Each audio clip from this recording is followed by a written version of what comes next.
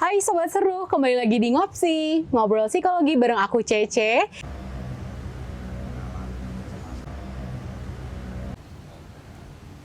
Memutuskan sendiri untuk berhenti minum obat itu namanya putus obat.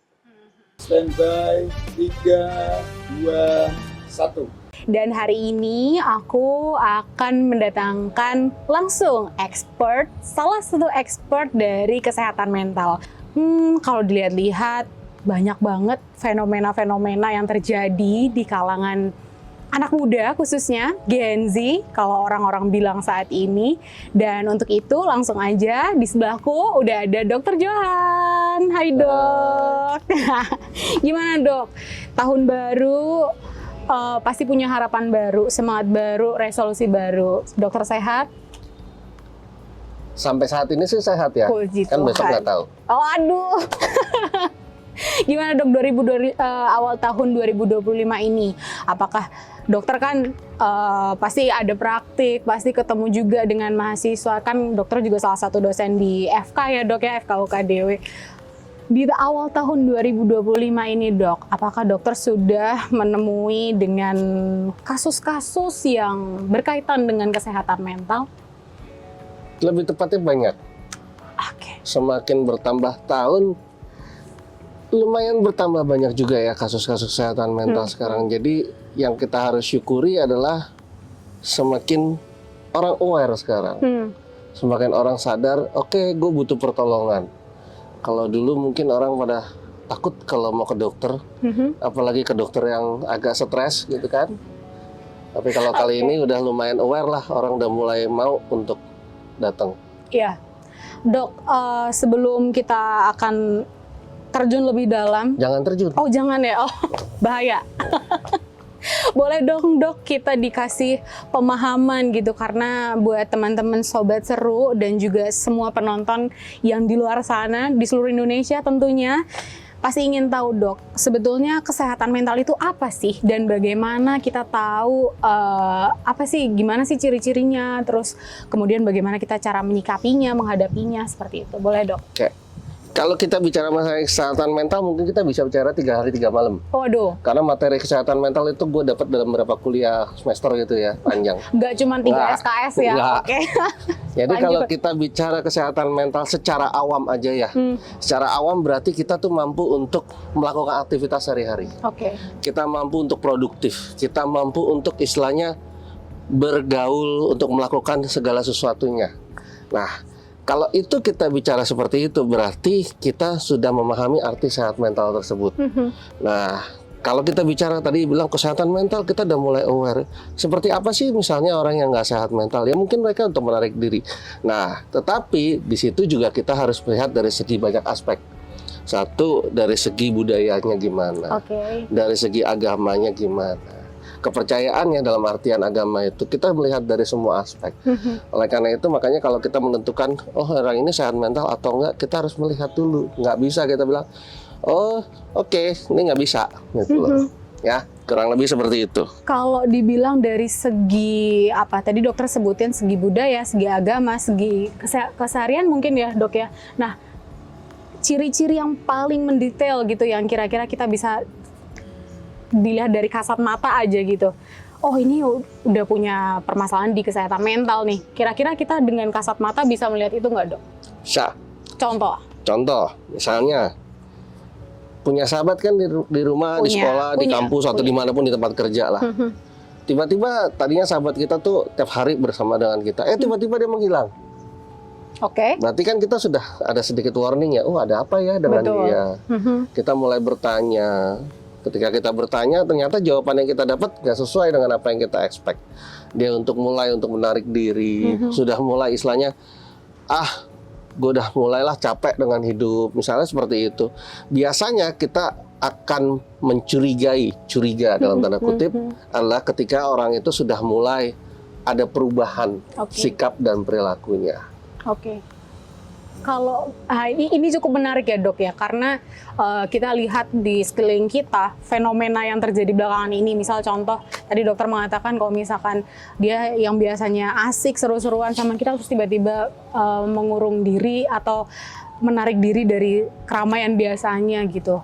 bagaimana dengan kalau misalkan memang gue butuh me time nih gitu. Apakah itu dikatakan me time itu sebagai sarana untuk memulihkan kesehatan mental yang sedang tidak baik-baik saja itu tadi? Setiap orang pasti butuh me time. Oke. Setiap orang pasti butuh waktu untuk diri sendiri. Nggak usah jauh-jauh lah. Kita setiap hari pegang handphone, kita main game, itu kan suatu me time buat kita. Nah, tetapi kita harus bisa bedakan nih orang butuh me time atau nih orang ada sesuatu hal. Itu mungkin kalau kita lihat sekali, 2 kali, kita mungkin masih agak ragu ya. Tapi kalau kita sudah istilahnya itu teman dekat kita yang sehari-hari kita tahu seperti apa, rasanya kita bisa membedakan ya. Iya. Oh, ini orang ada sesuatu nih yang tersembunyi nih, ada sesuatu nih yang berubah dari sikapnya. Oke. Jadi kurang lebih ya. Iya, oke. Nah, Dok, dengan seperti ini kita kan harusnya alangkah lebih baiknya, bukan harusnya ya, alangkah lebih baiknya jika ketika kita tahu teman-teman kita atau sekitar kita ketika yang biasanya A terus tiba-tiba B, terus maksudnya itu kecenderungan itu yang timbul seketika, kira-kira kita sebagai sahabat, sebagai teman, sebagai saudara, sebagai rekan kerja, itu apa yang harus kita lakukan, Dok? Apakah kita cukup mendengarkan ceritanya, ataukah kita harus memberikan solusi? Karena kalau nggak salah ya, Dok, aku pernah sedikit baca-baca artikel, ya kurang ngerti nih, Dok, karena dokter kan expertnya nih ya. Jadi ya, menjadi tepat sasaran kalau misalnya saya tanya sama dokter gitu. Apakah betul di artikel tersebut mengatakan bahwa dengan kehadiran kita yang cukup mendengarkan itu sudah cukup meredakan kesehatan mental yang sedang tidak baik-baik saja itu tadi? Maksudnya orang-orang bilang kalau aduh gue lagi mental breakdown gitu ya, gitu, mental gue lagi down banget nih karena gue lagi ini banyak tugas kuliah, banyak kerjaan segala macam. Nah, apakah kita sebagai teman, sebagai sahabat, sebagai rekan itu cukup hadir untuk mendengar aja, atau ada mungkin dokter ada saran lain gitu? Oke.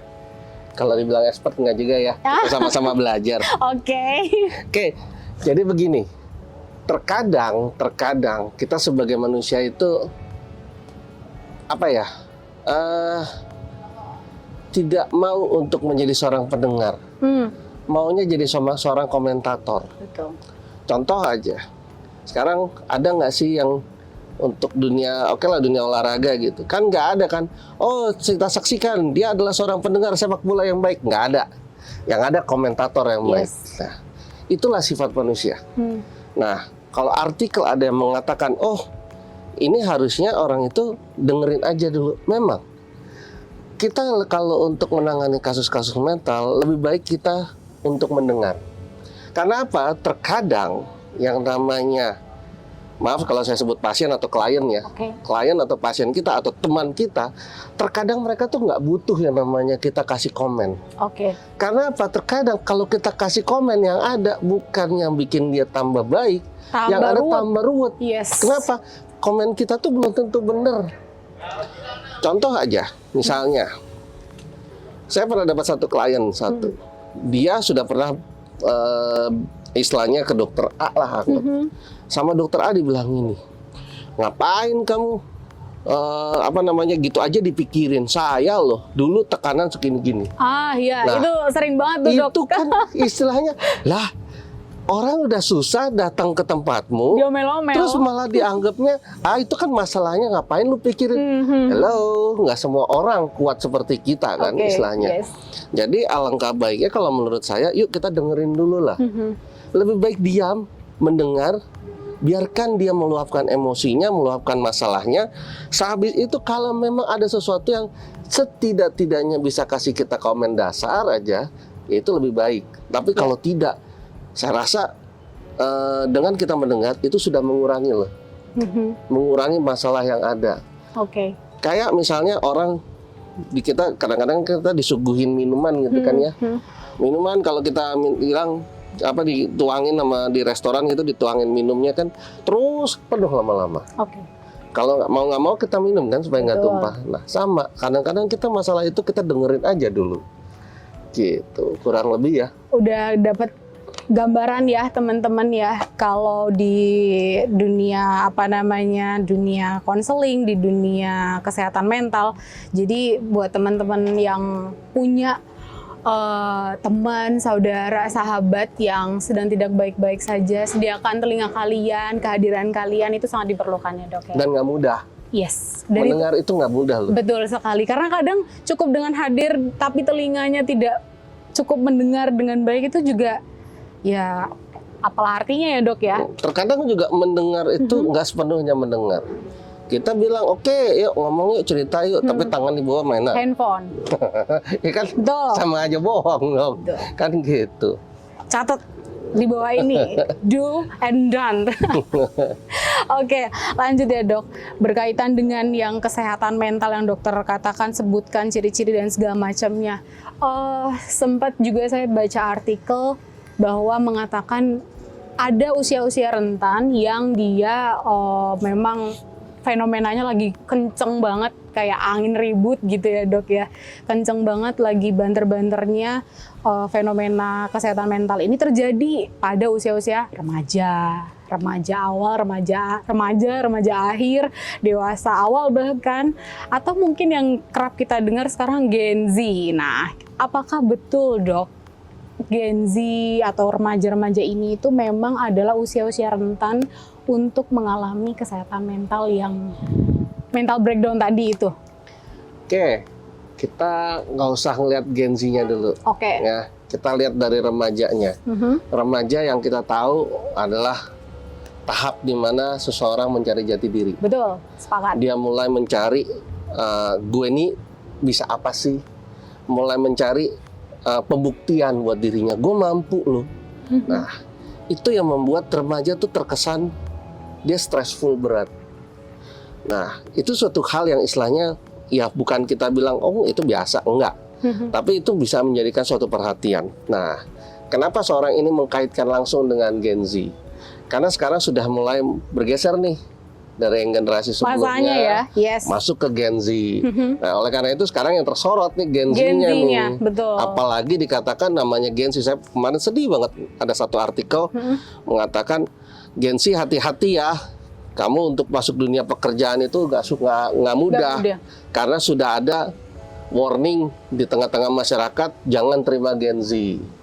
Kalau saya boleh mengatakan, janganlah kita memberikan stigma seperti itu ya. Tetapi kalau kemarin kita juga udah sempat bahas kita punya tim konseling. Di tim konseling kita bilang, yuk gimana yuk caranya kita buat sesuatu hal untuk Gen Z ini nih. Jangan sampai mereka begitu mereka lepas ke masyarakat, mereka jadi, oh gue nggak diterima. Jadi menyalahkan istilahnya. Nah itu yang harusnya kita sama-sama, jangan kita bilang, oh kalau gitu Gen Z ini yang membuat masalah. Nggak begitu konsepnya. Jadi remajanya itu yang sebenarnya pencarian jati diri itu yang harusnya kita sama-sama untuk oke, ini berarti ada sesuatu nih yang harus kita bantu, istilahnya seperti itu. Tapi dok, apakah hanya memang remaja saja atau bahkan dewasa atau bahkan lansia pun juga sometimes pasti akan merasakan atau mengalami yang namanya mental breakdown itu tadi? Artinya semua orang usia berapapun, kalangan manapun pasti akan atau kayak mengalami kesehatan mental yang tidak baik-baik saja. Apakah semua kalangan seperti itu, dok? Kalau mau dibilang semua kalangan, rasanya iya. Jangan kaget. Kita mungkin dapetin teman-teman kita yang istilahnya tiap hari ketawa-ketawa, senyum. Tetapi hatinya nggak tahu kan? Iya. Kita nggak ada yang tahu. Nah, sama makanya saya mengatakan kita jangan mengkotakkan, jangan menstigma. Oh ini remaja nih pasti bilang masalah. Siapa bilang lansia juga banyak yang bikin masalah? Oh iya? Ada dengan kesehatan mentalnya. Mungkin dia yang tadinya dia mampu melakukan segala hal, terus sekarang hanya istilahnya di rumah, masukin masa pensiunnya. Itu kan udah suatu hal yang membuat jadi gangguan ya. Jadi stres terus. Betul. Jadi dia merasa kok gue jadi kayak nggak dibutuhkan ya, kok gue merasa jadi rendah diri ya, gitu. Jadi semuanya itu sama ya. Dan ingat baik-baik, Jangan merasa bangga dulu dengan apa yang kamu alami hari ini. Karena apa? Karena ada penelitian mengatakan 90% manusia itu ada gangguannya. Gangguan apa itu? Gangguan apapun, gangguan mentalnya. Oke, boleh tolong sebutkan nggak dok, salah satu aja nih dok, dari 90% itu gangguan apa yang dimaksud? Nah, sekarang gangguan apa yang dimaksud? Gangguan mental tuh banyak. Oke. Ada gangguan perasaan, ada gangguan pola pikir. Nah, kalau kita ngomong gangguan perasaan, sekarang ginilah, pernah kuliah kan? Pernah. Teman-teman di sini pasti pernah kuliah. Atau pernah sekolah lah. Pernah ujian dong. Pernah. Rasanya kalau ujian apa rasanya? Stres. Stres kan? Nah, Karena habis stres, capaiannya harus bagus gitu dok. habis stres apa yang biasa terjadi? Bolak-balik WC. Betul, psikosomatis. Nah, jatuhnya. itu kan suatu Oke. gangguan. Kalau kita tidak bisa mengatasinya, Oke. atau Betul, jadi salah terus satu. menerus dan berkelanjutan dan mengganggu. Namanya gangguan itu harus ada kata mengganggu. Tapi kalau kita, aku bisa ngerjain hari ini, aku sanggup, berarti dia sudah punya suatu daya pikir yang oke, gue mampu, gitu. Jadi kurang lebih ya seperti itu, gitu. Nah, tadi menarik lagi nih dok, dokter tadi sempat bilang terkait dengan stigma di lingkungan kita, di lingkungan sekitar ini kan kesehatan mental ini lagi genjer-genjernya di sounding ya dok. Workshop, seminar, webinar, semua tuh membahas tentang kesehatan mental. Tuh. Nah, tapi nggak sedikit juga dok, publik menilai, memberikan penilaian negatif terhadap konteks kesehatan mental ini. Orang-orang yang punya kesehatan mental yang tidak baik-baik saja, mereka itu punya stigma buruk. Contoh nih dok, kayak tadi dokter bilang Gen Z, Gen Z nih sekarang harus waspada nih, hati-hati kalau nyari kerja susah karena sudah dicap jelek, dikit-dikit healing, dikit-dikit stres, dikit-dikit apa gitu. Nah, bagaimana sih dok kita menyikapi dari stigma masyarakat terkait dengan hal tersebut gitu dok? Oke, kalau kita bicara stigma, tapi terus terang ya, kami dari psikiater, semua rata-rata itu mengatakan kita bersyukur kali ini kita stigmanya sudah mulai berkurang. Sudah mulai berkurang, orang sudah berani untuk datang ke psikiater, sudah berani untuk berobat mencari pertolongan.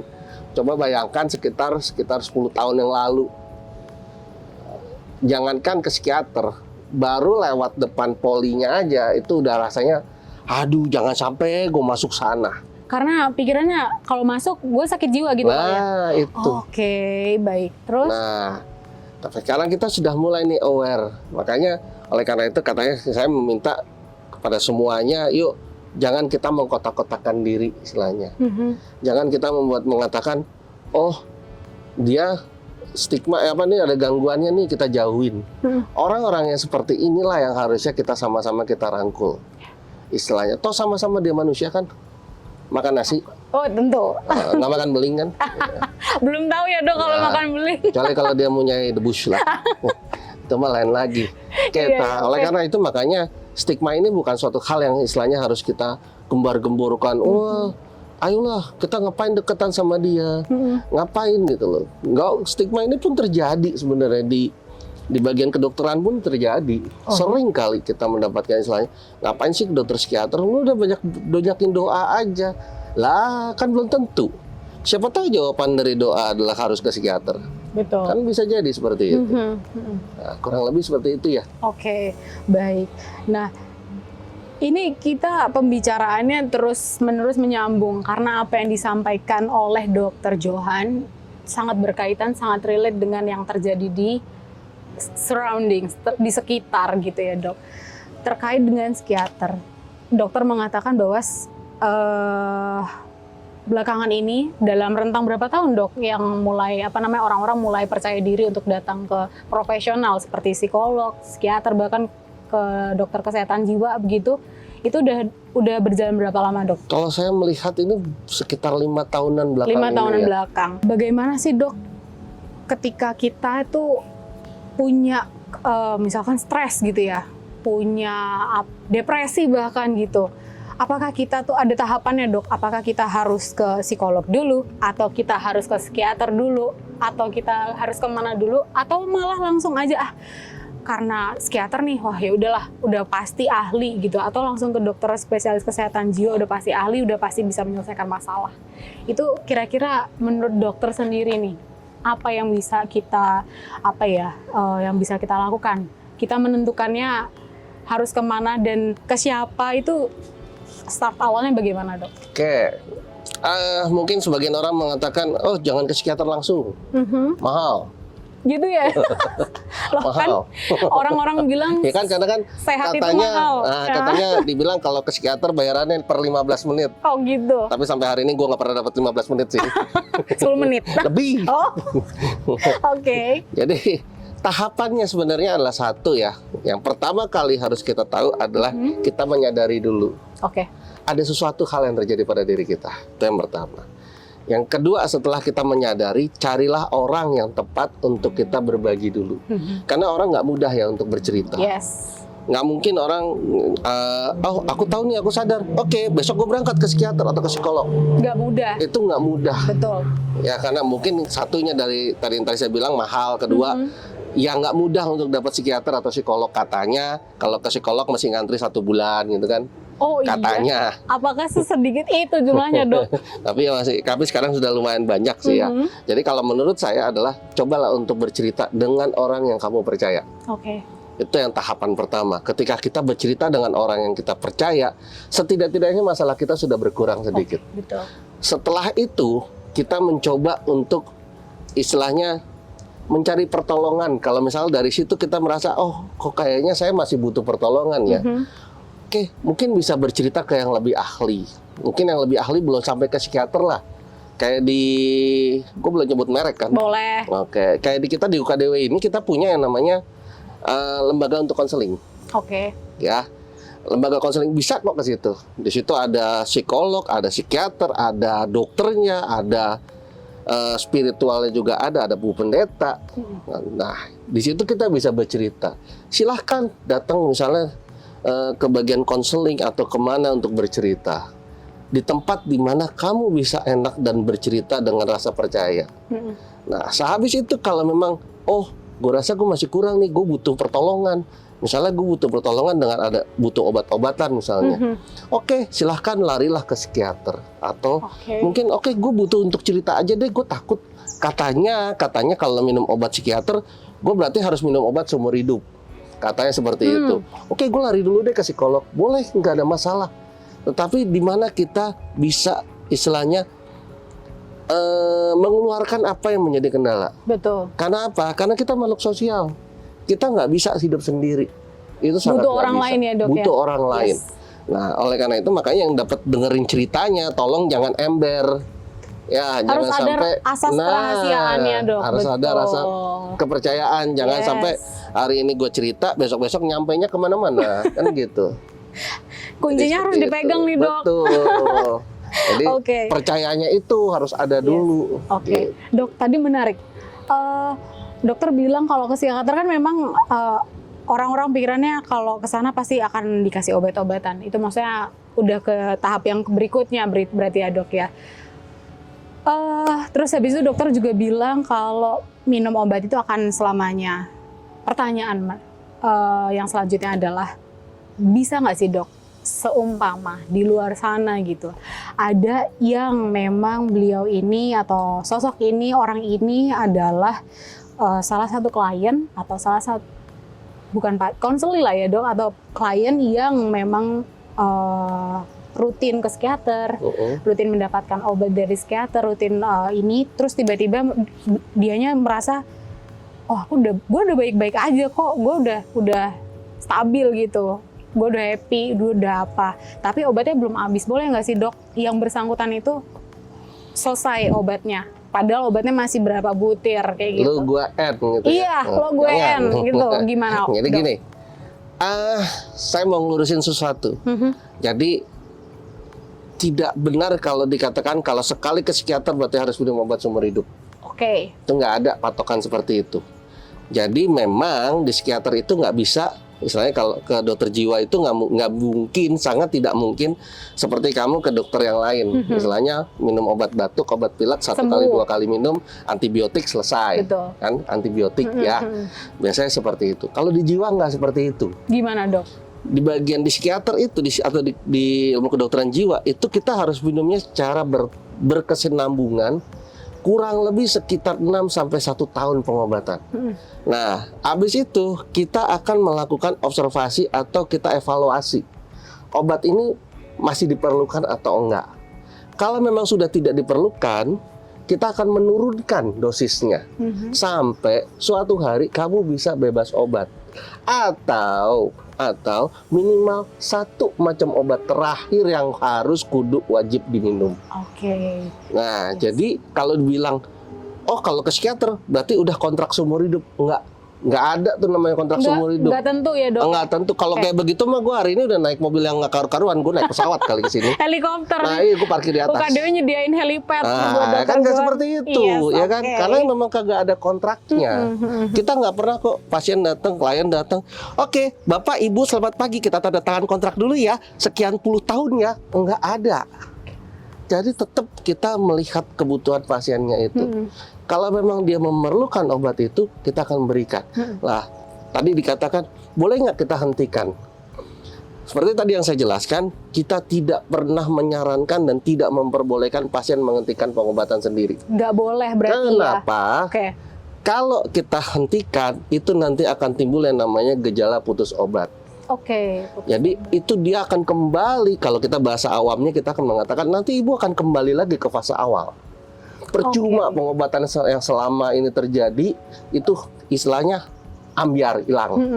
Gitu. Jadi istilahnya usahakan kalau kamu sudah bosan minum obat, tolong ngomonglah ke psikiatermu. Oke. Supaya dia bisa merencanakan bagaimana untuk kelanjutannya. Tindak lanjutnya. Oke kan? Nah. Karena kan maaf ya dok, aku potong ya. Jadi kadang kalau orang yang dibilang dokter bilang putus obat, mungkin orang itu kayak berpikiran, ih gue takut banget nih kalau misalkan gue Kena minum obat ginjal. ini kena ginjal, atau kalau gue kecanduan nih kalau nggak minum ini ya ntar gue kembali lagi nih. Oke. Nah itu gimana dok?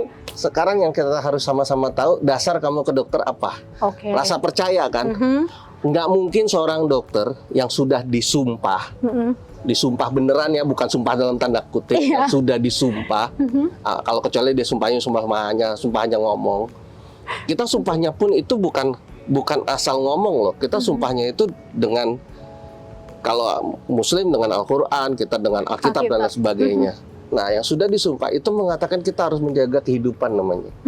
Kan nggak mungkin kalau kita udah disumpah kita menjaga kehidupan terus Kita mencelakai orang.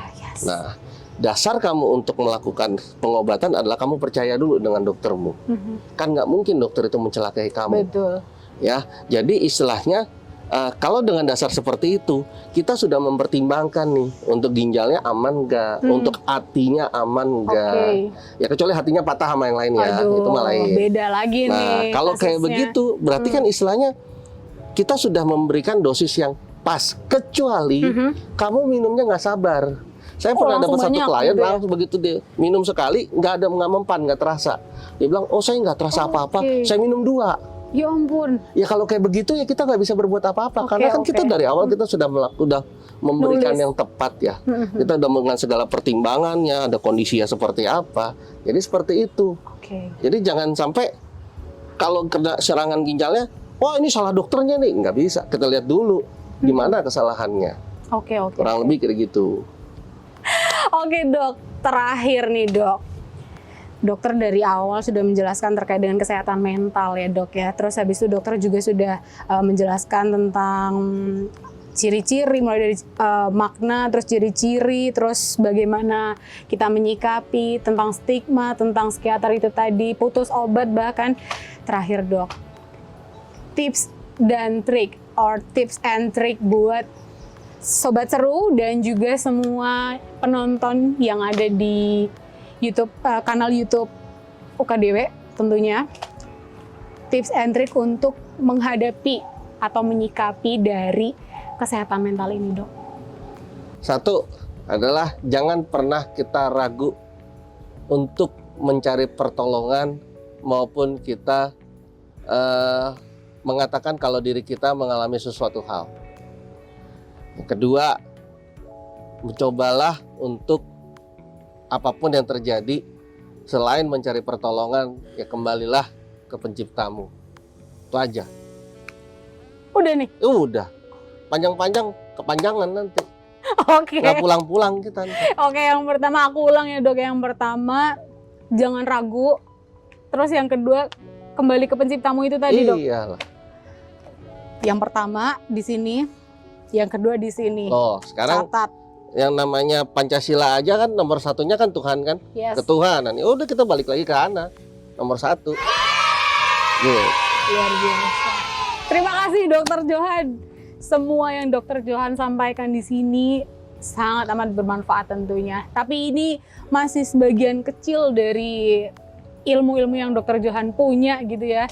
Mungkin kita next episode gitu dok, kita bisa ngobrol asik lagi Siap. terkait dengan psikologi ini. Tentu ini juga buat edukasi teman-teman di luar sana.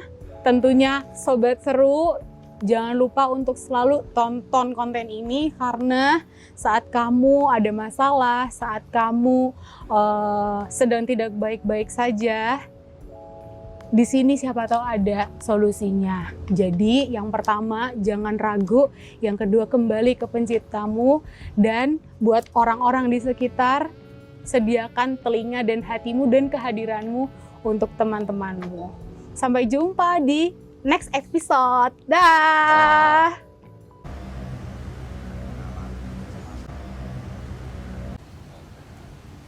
Memutuskan sendiri untuk berhenti minum obat itu namanya putus obat. Standby 3, 2,